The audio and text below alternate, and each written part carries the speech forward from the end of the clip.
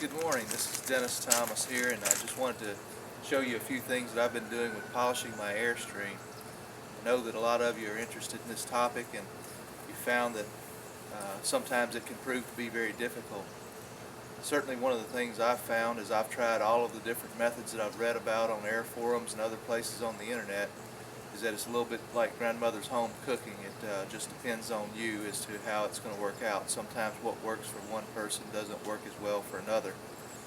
I've tried all the various products, Nuvite, I've tried automatic compounds, I've tried the grease bars, vented wheels, cotton wheels, I've got a Porter cable dual action polisher. I've tried all those various things, and I guess what I wanted to show you this morning is something I've come across that seems to work well for me. Now, first of all, understand that I'm not going for an absolute show quality finish. I'm just looking for a good polished Airstream and something that I can be comfortable driving down the road and maybe give some others some enjoyment as well as myself.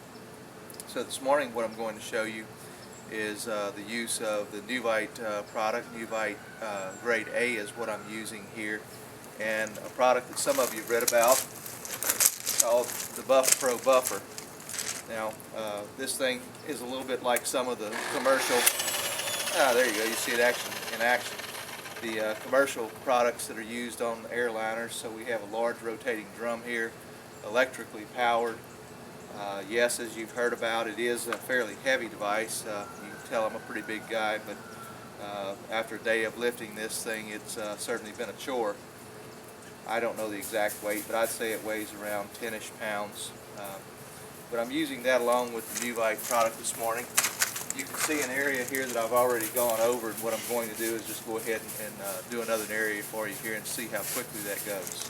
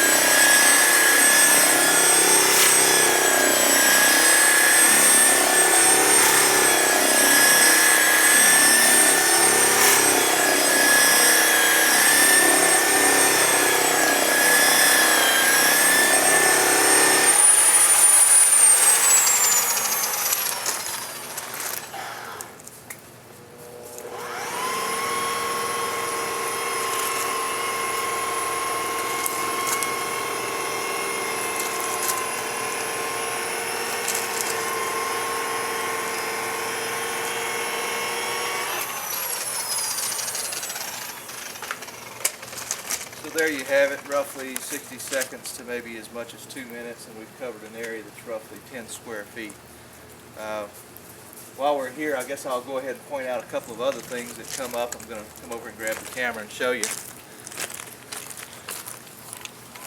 But one of the things people often talk about are places where alclad has been burned through. You can see some areas here at the upper portion where the previous owner had polished the trailer and did exactly that. You'll know that you've hit one of these spots because it'll tend to pick up the polish and turn black. Not too much can be done about that other than to ignore it. I think the trailer still looks quite nice even so. I'll clean the panel up here in just a second and you'll get a chance to see it. But just because there's been so many questions about what does it look like and can anything be done, and the answer is basically not. So here we go. I'll back out again and then I'll go clean the panel up.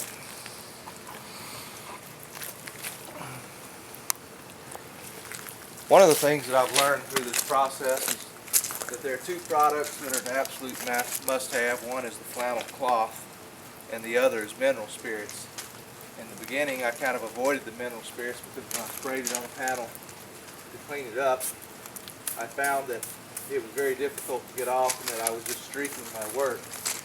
But what I found is that when using microfiber cloths, I just couldn't get it cleaned up without actually smearing and then going back and actually scratching the panel.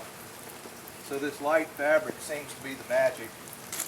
What one has to do is just go ahead and work it around, get all the residue from the polish cleaned up around your rivets.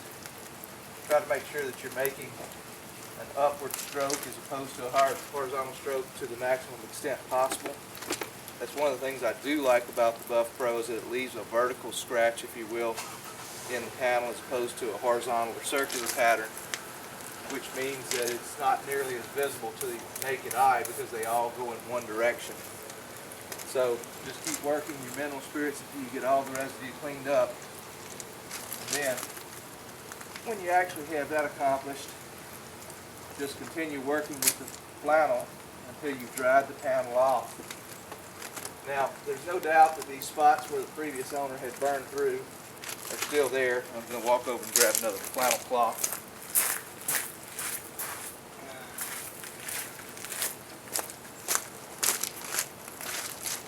The spots where the previous owner had burned through the outlet are still there, but when you get it all polished up to the point that all of the mineral spirits are now gone,